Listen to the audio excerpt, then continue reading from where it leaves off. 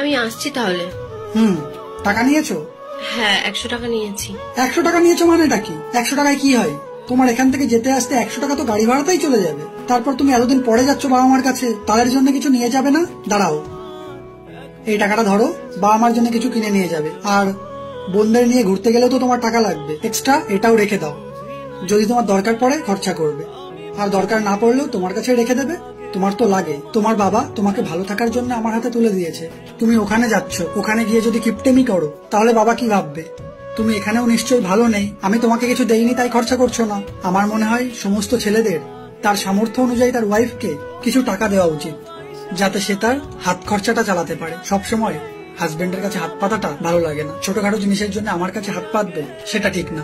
তাই আমার মনে হয় সমস্ত স্বামীদের উচিত তার ওয়াইফকে অল্প কিছু টাকা দিয়ে রাখা। যাও, সাবধানে যাও। জামাই শ্বশুর বাড়িতে গেলে তবেই সে খরচা করবে, আর মেয়ে একা গেলে করবে না।